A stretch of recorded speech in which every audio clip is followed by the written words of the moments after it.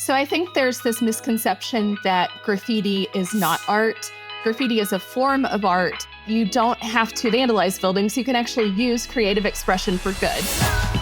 People are taking tours for murals specifically. I think murals have the ability to turn any neighborhood into a destination. Wherever you have art, you often find breweries and distilleries and small businesses and great restaurants. So it's kind of the catalyst for building economic vitality in a city. I think murals aren't always just for the visitors. A lot of times they are for the community in which they're located. A lot of artists use art as an expression for healing and recovery after disaster. And it temporarily fixes up areas that maybe are on a longer road for recovery, because to do a mural, all it takes is paint and permission, right? At the end of the day, it's just joyful, it's colorful, it brings communities hope and happiness. Any big city you go to now has a mural scene. You just have to know where to look. And one tip I always give travelers is Hey, travelers, welcome back to Traveling with AAA.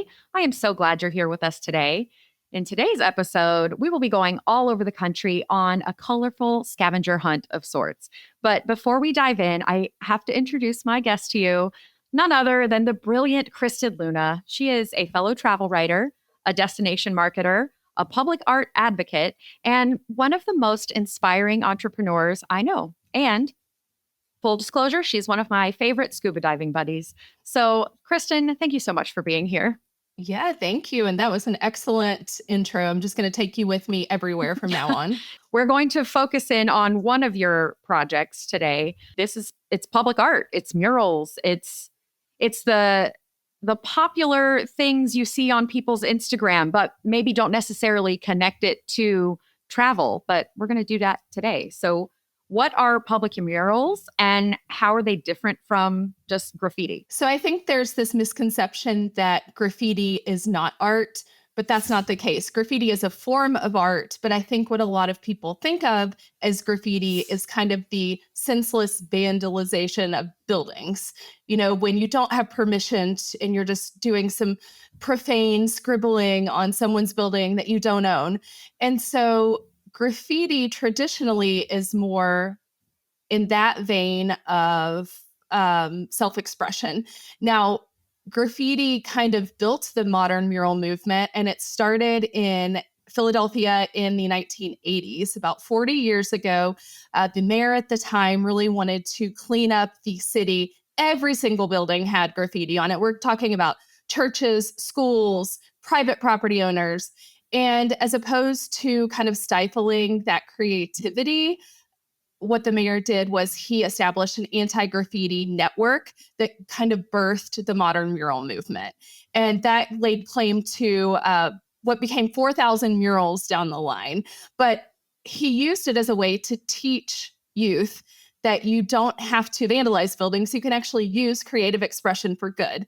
So not only were they kind of changing the urban landscape of Philadelphia, but they were training the next generation of artists to create these brilliant multi-story pieces of art. And today, Philadelphia is known as the mural capital of the world and has more than 4,000 murals. If it started there and it was just 40 years ago, it's everywhere now. Every city, I mean, you can barely go to a small town without them having a mural trail that you can go explore and take photos of. So what are some of the top cities for viewing murals aside from Philly? Aside from Philly, any of your big cities are going to have a really great mural scene. I mean, Los Angeles, of course, New York, Brooklyn, Newark, all the little suburbs or boroughs around New York. Some of my favorites are the Wynwood Walls in Miami. It's like an outdoor museum that just goes blocks and blocks. Honolulu, Chicago's West Loop, Sacramento, California, which was experiencing a big problem with the unhoused population and encampments. And so this program called Wide Open Walls used art as a way to fix up alleyways in neighborhoods and contribute to the safety of those areas. So I think any big city you go to now has a mural scene. You just have to know where to look. And one tip I always give travelers is if you're not seeing the murals outright, go to along the rail lines because often there are murals hidden on warehouses anywhere that there's an active train line. Hmm. Well, that's interesting. Okay, so for cities like Cincinnati and St. Pete that have embraced mural arts sort of at a civic level, what transformations have you seen in these communities beyond just being sort of visually beautiful? I think murals have the ability to turn any neighborhood into a destination. So you'll see a lot of the adjacent neighborhoods to like the downtown corridor of any town like Cincinnati now be brimming with art. And wherever you have art, you often find breweries and distilleries and small businesses and great restaurants. So it's kind of the catalyst for building economic vitality in a city. And it also spills into the areas around it. So Cincinnati straddles two state lines. It's in Ohio and it's in Kentucky. So Cincinnati itself has an amazing art scene. But then if you go over the bridge into Covington, Kentucky, and Newport and that whole area right along the river, there are a lot of murals as well that the program in Cincinnati has installed. So it also becomes kind of like a multi-city destination and an effort to get travelers out to see places that they wouldn't normally find if they're just doing kind of the typical tourist checklist. You really could spend quite a lot of time doing that, or I guess you could check them off as you go, kind of like a scavenger hunt. But I mean, people are taking tours for murals specifically. Yes, exactly. And so I'm based near Nashville, Tennessee, and the famous Nashville Wings kind of drove the mural movement in Nashville. It has given more visibility to what street artists are doing in Nashville, and it's given other small business owners and tour guides something fun to do while they're showing off the city, is showing the different artistic fabric throughout the neighborhoods. So everywhere we go now, and in an area that has a prominent nonprofit like Philadelphia or like Cincinnati, there are mural tours. And it's really cool to go on because you not only learn the stories of those neighborhoods, but you learn about the artists behind them and maybe what was happening at that point in time when they came up with this piece. Mm. One city you've been to and covered a lot is Oklahoma City, and their mural scene is amazing.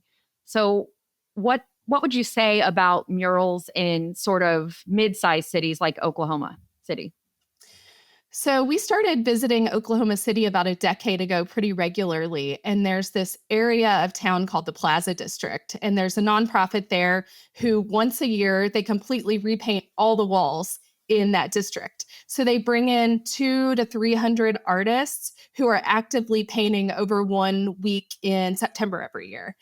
And that has really made this area of Oklahoma City explode. There are so many bars, restaurants, boutiques, other art offerings that weren't there before.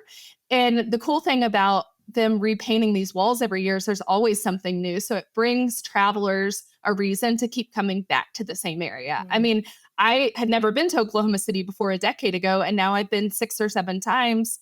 And I want to continue to keep going back and seeing what new art that there is.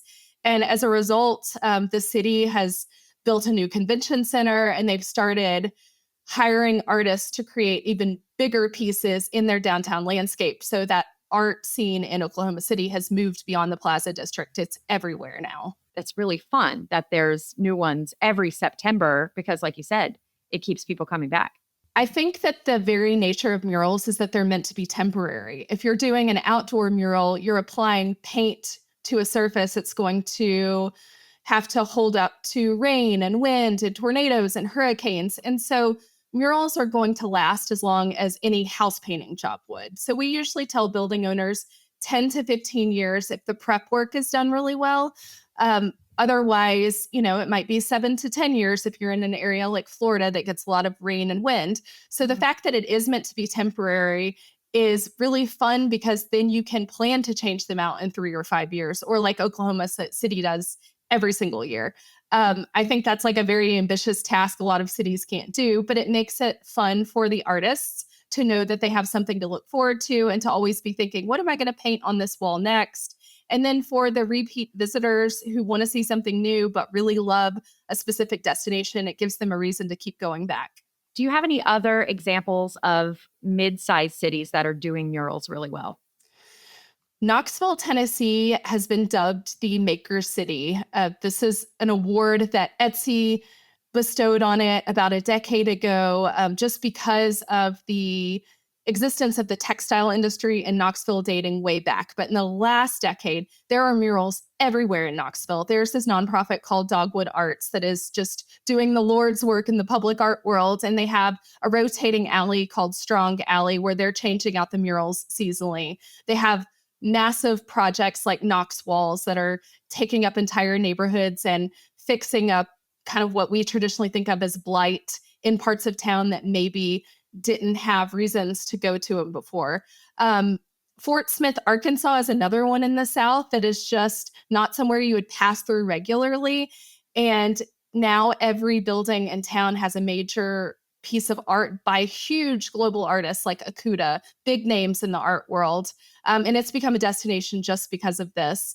And then other places like Flint, Michigan have used kind of a public tragedy like the water situation to transform the image of their city with art. Huntsville, Alabama, you are going to automatically think NASA, space, but now they have added so much public art beyond just murals. There's sculptures all throughout downtown, like a piano that you can play and it lights up these lights in the trees. And they've just done a really great job at activating different spaces with art to get those people who are coming for the space industry out and about in different parts of town. So really, whatever size city, town you're in, if you are not working on public art and bringing murals to your area, you're behind the curve, right? The common factor that every destination has everywhere is that there are surfaces to paint. Not every destination has beach access or mountains or a vibrant city culture, but every single place on earth has something that you can paint. So this is what inspired us to kind of do this work on a rural level in Tennessee, where we live, is the fact that not a lot of people are coming to the towns that have 5,000 or 6,000 people. So let's give them a reason to by creating an art scene. Well, let's go talk about another big city that has a great art tradition and one we've been to together, which I love, New Orleans. What are some of the top murals people should see in New Orleans? If you get out of the French Quarter and you kind of head east along the river to St. Claude and the Bywater, all those neighborhoods are just rife in very colorful pieces. There is one city artist who I absolutely love. And if you've ever been to New Orleans, I guarantee you have seen his work. His name is B. Mike, is his artist name. His real name is Brandon Odoms. And he creates very large scale murals that tell the history of the city and really share the Black experience and what it's like to be Black in New Orleans. So he also created a warehouse called Studio B that is, I think, upward of 40,000 square feet. And it's got murals inside the warehouse and anyone can visit it. It does have limited hours, so definitely check and see before you go. I went 2 years ago and it was just incredible. I mean, his work throughout New Orleans is amazing, but then you go in this warehouse where he's given space for other artists. And it's just really cool to see murals inside a warehouse. So for anyone going to New Orleans, would definitely recommend the Bywater and going to Studio B while you're out in that neighborhood. Another place with a really rich history that is now coming through in its public art is San Juan in Puerto Rico. I have noticed in the past couple times I've been there that there are more murals than ever, sort of since Hurricane Maria. So have you seen public art functioning as a catalyst of just community resilience and recovery? Absolutely. We went to San Juan the year after Maria just on vacation and could not believe all the murals there because I feel like traditionally I hadn't seen a lot about Puerto Rico as a public art destination. But I think that a lot of artists use art as an expression for healing and recovery and kind of fighting their own trauma after disaster. I feel like we saw that in San Juan is that, all of these public artists are kind of showing what happened during that period of time and also giving hope to the people who live there that there is recovery down the road.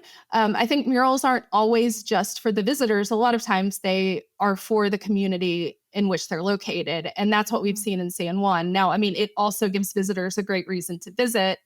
And it temporarily fixes up areas that maybe are on a longer road for recovery, because to do a mural, all it takes is paint and permission, right? So you've got all these other buildings that are falling down after being hit with a hurricane, or they've sustained rust damage, and it's just going to take years to get the funds to rebuild. Temporarily, you can install murals or let artists from those areas paint the walls and fix up the neighborhood until more long-term recovery can be achieved. To be able to do that with public art in the face of, like you said, trauma and natural disasters, that has to just brighten up the whole neighborhood while they go through that long road of repairing and recovering. That's not easy to do. So I love that. And we saw that in New Orleans after Hurricane Katrina. The rebuilding effort started. There were a lot more murals, and Banksy, the most famous street artist on the planet, was kind of at the forefront of that. You know, no one really sees him do his art, but he came into New Orleans and he started painting pieces around town. And several of his pieces became destinations in themselves. And it becomes a snowball effort. You know, someone does a mural or two, and then it kind of inspires someone else to do a few more. And then all of a sudden you've got an entire mural scene in a neighborhood or a city. And murals can be anything, right? Yeah, I think that murals can express cultural identity or individual identity. They can kind of freeze a moment in time. They can just be pretty, like you said. I mean, so many pieces of art that we've done from our nonprofit has just been like an octopus on an art center, and we're in a landlocked state. And it was just because it's cool and beautiful, and the kids love to see it, and people love to travel here and take photos of it. But, you know, the original murals were cave paintings 40,000 years ago that kind of left moments in history marked for the, you know, future civilizations to know what happened. So it can also be, you know, tell a story, tell a city's history. We're about to do one in a town called Sweetwater that's about 6,000 people in East Tennessee. And they're celebrating their 150th anniversary this year. And we worked with the high school students who each had to come up with a topic about their town and present it to us and the artists. So they had to research their city and what it's known for. And then my husband, Scott, and I sat down with the entire junior Main Street board, which is 100 high school students, and the artists. And they presented these presentations to us on their city's history. And then the artists wove all of that into this piece that we're installing later this month. So there's just so many different purposes that public art serve. But I mean, at the end of the day, it's just joyful. It's colorful. It brings communities hope and happiness. So why wouldn't you want a mural? And now for a AAA Travel Minute, protecting your personal data. We're used to protecting our physical belongings while vacationing, but savvy travelers protect their passwords, email, and digital identities too. Safeguarding your personal data starts before you even take off, according to the Center for Internet Security. Update the operating systems on all your devices to take advantage of the latest security patches. Disable settings that automatically connect your devices to open Wi-Fi networks. And be sure to back up important files and photos. While traveling, remember that your personal data is most vulnerable when your laptop connects to open Wi-Fi networks. You'll often find those in hotel lobbies, airport terminals, and at major tourist destinations. In those cases, avoid checking bank balances, making online purchases, and completing other sensitive transactions. Choosing a cell plan that includes data coverage overseas can help avoid some of these pitfalls. Many carriers offer temporary upgrades for traveling customers. A few simple steps can ensure your data is as safe on vacation as your phone or pocketbook. This has been a AAA Travel Minute. Let's go back to what got you involved in this and how you started a nonprofit to bring public art to your state. How did that all start? So just as a traveler, I was always seeking out these areas that had very vibrant public art scenes. I'd say in the last 15 years, that became a big focus of my husband's and my personal travels. And then as journalists, we started writing about the mural movement, and we got access to some of the top brains in the public art world. And you know, we talked to several of them, like Chris Kenneally, who's the co-founder of Plaza Walls in Oklahoma City. He was very generous with his time and his knowledge, and he helped share what he had learned that we would need to do to replicate this in rural Tennessee. And we were living in an area that has one of the biggest music festivals in the country, Bonnaroo, but had no public art. And so we're like, this town for 4 days a year is an arts mecca, and the other 361 days of the year doesn't really have anything to do beyond a state park. So what if we were the people who brought art to the community? So ultimately, we wanted to fix up the area we were living in because there were a lot of empty buildings. And we wanted to bring more public arts access to rural Tennessee because there aren't a lot of museums. You have to go to the city to enjoy art, and that's expensive and prohibitive for a lot of families. So we're bringing public art to them. It's free, it's equitable. Anyone, no matter age, race, income level, can enjoy public art. You don't have to go on a field trip to a museum. It's just in your town. It checks a lot of boxes for things we love, which is community improvement, rural travel, and supporting artists. Every city can create a public art scene. Doesn't matter where you're located, as long as you have walls and you have artists, you can put up murals in no time at all. Whereas other things like building out infrastructure takes time and a lot of funds. Comparatively, public art is a low lift. Some of our artists can complete an entire 3-story wall in 3 or 4 days. And so I think it's a way to activate new neighborhoods. Like maybe you're wanting to get travelers out of the downtown corridor and share the love with other neighborhoods. So you, as the tourism board or the city government, start strategically picking other places around town that you want to get travelers to go see.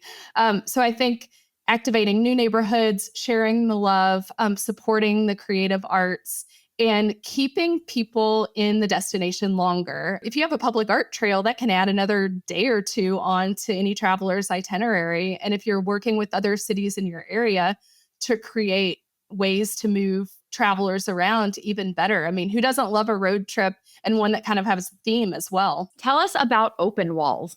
So there's a place in Waverly, Tennessee, which was the home of Loretta Lynn, where this visionary just wanted to create a place for artists to experiment. So he built 30 concrete walls in the middle of nowhere. And he invites artists out a couple times a year to paint over them. Whatever they want goes. Now, they don't get paid for their work. However, he supplies the paint, and it's a big campground. They can camp out. It's kind of like artist sleepaway camp. So that movement is very cool because, again, it's always changing. It's creating new artistic landmarks, and it's only temporary. So you get that kind of sense, oh, I've got to go right now if there's a really cool piece I want to see because it might be painted over soon. We talked a little bit about the Oklahoma City annual painting festival. There are other ones like Powwow, and Cincinnati has one as well. Yes. I've never been to Powwow in Honolulu, but it is kind of like the OG of mural festivals. And I've watched online as the new murals go up, and it looks very cool, like a great time to visit Hawaii. I mean, when isn't a good time to visit Hawaii? Let's be honest. But for lovers of art, that would be a great time to go. I have been to Cincinnati's Blink Festival. Now, that is something like I can't even explain to you how transformative that has been, because for 30 blocks in Cincinnati and northern Kentucky, there is just live art going on. There's digital projections, there's new murals going up, there's interpretive art, there's parades, and it's all free to participate in. They've been doing it every other October because it is such a huge festival that it would be hard to do that every single year. For a weekend every other October, you can go and be a part of this and watch the art go up, but also just see so many different kinds of art that maybe you'd never thought of, like using light to activate a building. They have a lot of historic buildings where they will project light and sound art onto, or a mural that's gone up and they'll activate it with light and sound. And it's just like unlike anything that I've ever participated in. And again, Oklahoma City's Plaza Walls, they do a mural expo every September. This year will be the 10th. And that's another one that you can go and kind of watch as the new murals are installed. How is social media changing how people interact with murals and public art? Yeah, I think like anything, social media helps public art, but it also hinders some of it because I see a lot of artists trying so hard to be the next viral Instagram moment, the next wings, or the next, mural that people are talking about online. So on one hand, it sometimes inhibits the creative process because they're thinking more like, oh, what's going to get the most Instagram likes versus what is truly unique and needed in this current artistic landscape. Now, on the flip side of that, because of social media, we discover so many artists that maybe wouldn't have a platform without Instagram or TikTok or whatever we're using to share our travels. And so for us as a nonprofit that hires artists from all over, it's been really great to find new talent that way. And also some artists who don't care at all about being an Instagram moment spend even more time on the research process on the front end because they know so many more people are going to be seeing their work. So in some capacities, Instagram is a professional portfolio for muralists. So they're going to bring it their absolute best, knowing that eyes from all over the world could be on this piece. So I think it's, there's good parts and bad parts as there is with anything. For travelers seeking out murals as their main attraction, what advice do you have to help them maximize that experience? If you're going to an area and you specifically want to see the top murals and make that a big part of your day, a lot of the city tourism boards have mural maps to the major pieces around town. So there's a lot of times before I even go to a new city where I will search on the Visit Tucson website and see the top 100 murals and kind of plan my days around that. Like I won't just go in order, but I'll say, okay, this area has a high concentration of murals. Maybe that's where we do lunch on our first day. A lot of them also have a Google map that they've created, which makes it easier to just kind of, use it on your phone as you're navigating these new cities. And then some of them do have apps and are using geofencing as a way to steer people to different parts of an area. So maybe they'll have a trail, and if you check in at these 10 locations, you'll get a print from one of the artists, or you'll get a t-shirt or that kind of thing. Incentivizing travelers to see more of the city than beyond just what they thought they were going to that destination for, I think has been a big way that tourism has been able to incorporate murals into marketing. And then it makes it fun for everyone. I mean, who doesn't like free stuff? You're getting to see new pieces of art, and you're supporting and promoting these artists who live in this destination as well.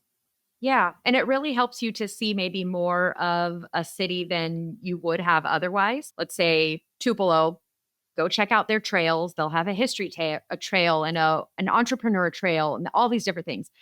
And they have a walls trail. And so you can go see all these things. But in the meantime, you're also seeing the building that the mural is on. So the oldest department store still in the US, or the hardware store where Elvis bought his first guitar. You're finding all this history out as you're checking out. It's just sort of another mechanism of touring and experiencing a city.